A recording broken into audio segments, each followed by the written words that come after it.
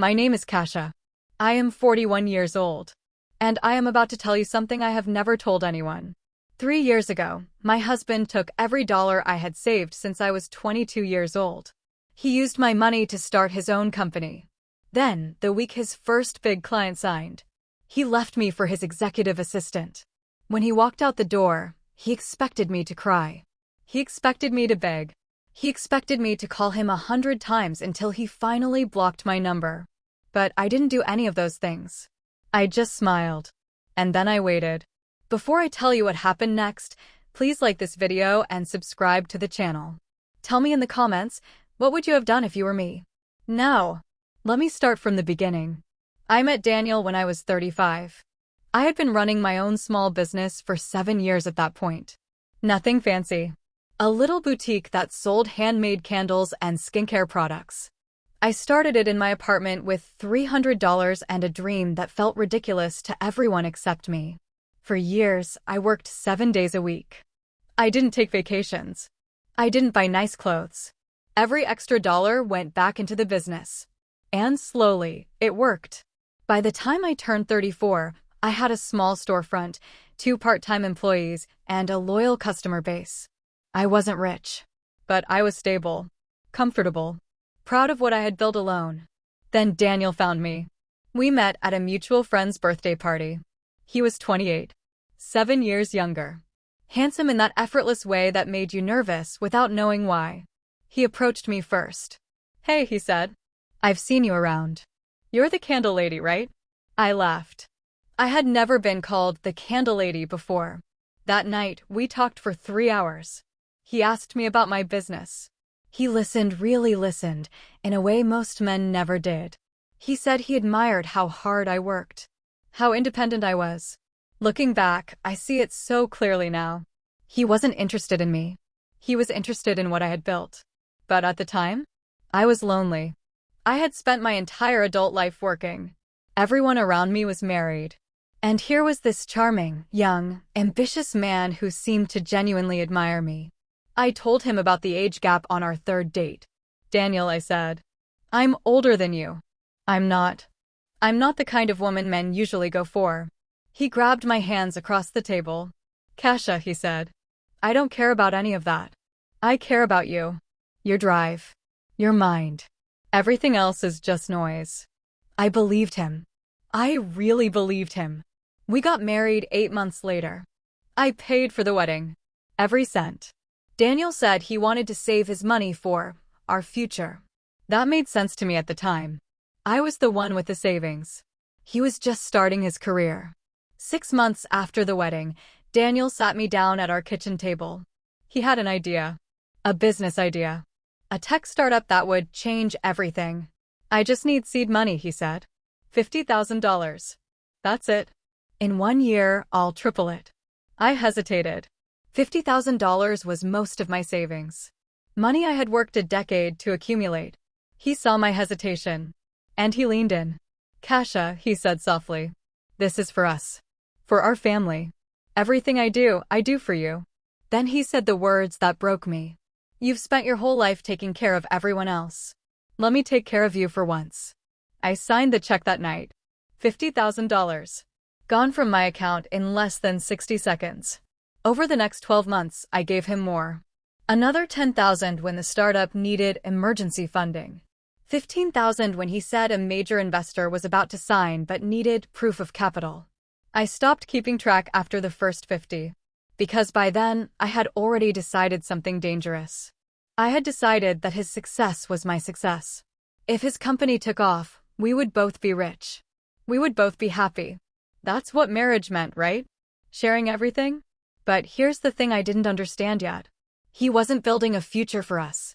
He was building an escape route for himself. And the day his company finally became profitable was the day I became useless to him. Her name was Amanda. She was 26 years old, graduate of a good university, fluent in 3 languages. And she had been Daniel's executive assistant for exactly 4 months when I first noticed something wrong. It wasn't obvious at first. A text message that came in at 11 p.m. "Great meeting today, boss. Drinks on me next time, smiley face." I asked him about it. She's just friendly, Daniel said. That's what I pay her for. Then there was the holiday party.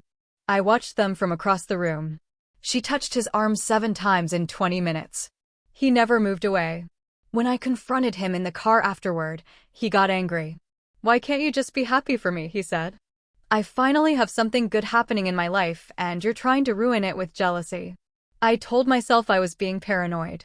I told myself I was just insecure because of the age gap. I told myself that after everything I had given him, my money, my time, my trust, he would never throw it away for someone younger and prettier. I told myself a lot of things that weren't true. The last 6 months of our marriage, Daniel barely looked at me. He came home later and later. He stopped asking about my day. He stopped touching me altogether. But I still didn't leave. Because I had invested everything in him.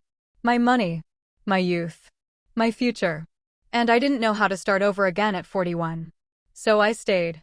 And I waited. And one Tuesday night, he made the choice for me. I came home from work at 7:32 p.m. The apartment was dark. Quiet. Daniel's car wasn't in the driveway, which wasn't unusual anymore. But something felt different. On the kitchen counter, under my favorite coffee mug, there was a note. Handwritten. 3 sentences. I'm moving out. Amanda is helping me. Don't try to find me. No signature. No explanation. No apology. I read the note 3 times. Then I sat down on the kitchen floor and waited for the tears to come. I waited for 10 minutes. Then 20. Then 30. But the tears never came. Because in that moment, sitting on the cold tile floor of the apartment I had paid for, something inside me just clicked. I wasn't sad. I wasn't angry. I was finished. I walked to the kitchen counter. I picked up my phone. And for the first time in 3 years, I smiled. You see, Daniel made one very important mistake. He thought I was just a woman he had used. He thought I would cry for a few weeks and then disappear. But Daniel forgot something critical. I built my business from nothing. I managed every dollar. I kept every receipt, every contract, every bank statement. And I had kept all of his. That night, I opened a shoebox in my closet. Inside was every financial document from our entire marriage. The $50,000 check I signed. The emergency transfers. The loan applications he forged my signature on. The next morning, I made 3 phone calls. First, to a forensic accountant. Second, to my divorce attorney. And third, to the IRS. Daniel thought he had won. He thought Amanda's youth and beauty were enough to secure his future.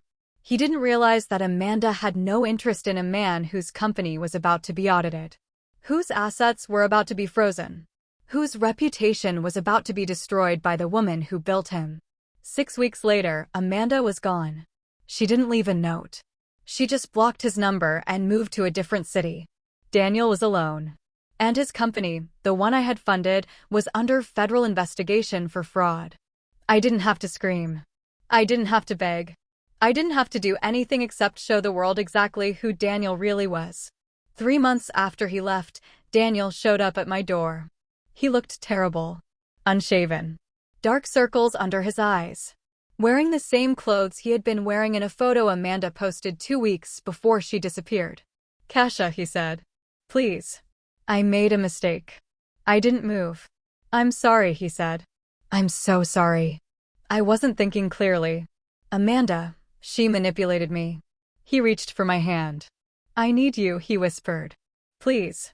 Just call off the investigation. We can fix this. We can start over.